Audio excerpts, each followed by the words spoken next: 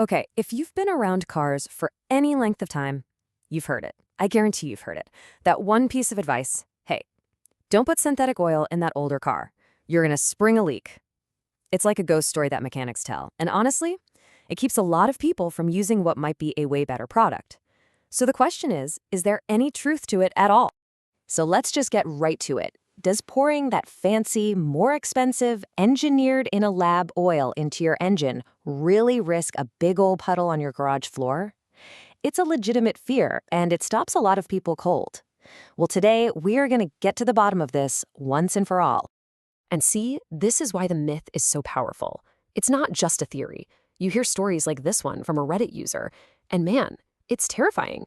I mean, every imaginable place, the rear seal, the front seal, 24 pushrod tube seals, that sounds like an absolute nightmare. You read that and you think, yeah, no thanks, I am not taking that chance. Experiences just like this are what gave this myth its staying power. But the real story is a little more interesting. You know, like all the best myths, this one didn't just appear out of thin air. It actually started with a tiny little grain of truth, something that was really happening way back in the early days of automotive chemistry. So to understand why your modern car is totally fine, we gotta hop in the time machine for a second. So rewind to the 1970s. Synthetic oil is the new kid on the block, right?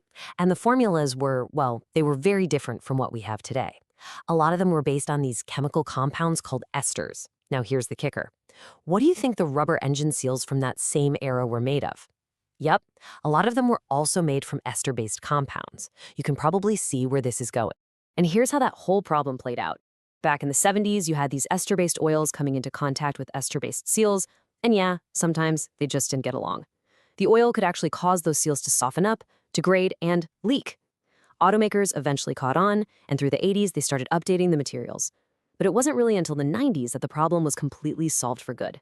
Today, the technology in both the oil and the seals is a completely different ballgame. Okay, so if that old chemistry problem is a thing of the past, why are people still seeing leaks after they switch to synthetic oil? What is happening inside that engine? Well, it turns out the synthetic oil isn't the villain in this story. It's actually more like a detective. And this right here, this is the absolute key to the whole thing. It flips the entire myth right on its head. The misconception, the old story, is that synthetic oil actively attacks your seals and creates a new leak. But the reality is that the oil is just so good at its other job, cleaning the engine, that it just reveals a leak that was already there, hiding in the shadows. Let me break it down. So, for years and years, you've been running conventional oil, and over that time, a layer of gunk and sludge has slowly built up inside your engine. It's not great for the engine, but sometimes that gunk acts like a makeshift plug, a temporary patch on a tired, old, brittle seal. Then you do a good thing. You pour in some high-quality synthetic oil. Its powerful detergents immediately get to work, scrubbing everything clean, and that includes that little sludge plug. And then, boom, the tiny crack that was in the seal all along is now exposed and it starts to drip. The oil didn't cause the leak, it just cleaned up the crime scene and revealed the evidence. And, you know, if you need one final nail in this myth's coffin, here it is. Modern synthetic oils aren't just not harmful to your seals, they're actually designed to help them. They have special additives called seal conditioners, and their entire job is to keep those rubber seals soft and pliable. So far from causing leaks, today's synthetics can actually help prevent. So all this advanced chemistry, these detergents, these seal conditioners, they do more than just bust a myth. They point to a much bigger story about how fundamentally different these two types of oil really are. Which brings us to the big showdown. Synthetic versus conventional. And this chart just lays it all out perfectly. Conventional oil is basically just refined crude oil. Synthetic is engineered from the ground up in a lab for pure performance. But that molecular structure line, that's the secret sauce. The uniform molecules are the key to why it works so much better in extreme heat and cold. And it's why you can go so much longer between oil changes. And yeah, the upfront cost is higher, but when you factor in fewer oil changes and a much, much cleaner engine, it starts to look like a really smart investment. I absolutely love this analogy because it makes it so easy to picture. Think about conventional oil.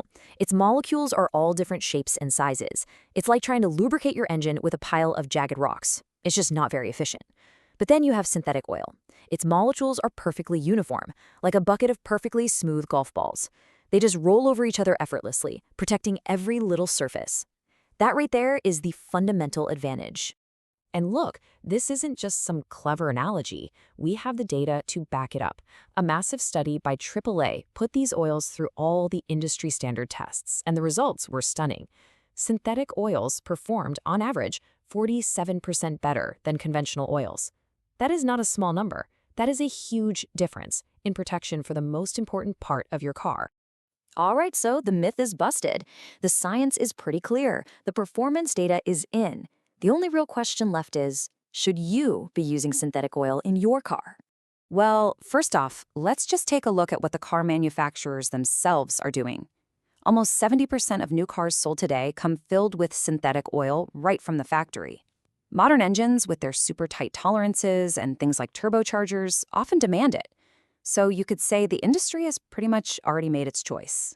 So when does that extra cost for synthetic really make sense? Well, if you have a high performance or a turbo engine, it's basically a must-have. If you're constantly towing things or hauling heavy loads, it's a no-brainer. Driving in brutal summer heat or freezing winter cold, synthetic is your friend. Stuck in stop-and-go traffic all the time? Yep. And of course, if you just want the convenience of changing your oil less often, or if you plan on keeping your car for a long time, it is one of the best investments you can make. So let's just end on this thought. We started this whole conversation worried about a small, immediate problem, a potential oil leak. But what we've really uncovered is that the choice of oil is about a much bigger question. Are you worried about a tiny drip that just reveals a problem that was already there? Or are you focused on preventing the real issue, long-term, irreversible engine wear? When you look at it that way, the answer becomes pretty clear, doesn't it?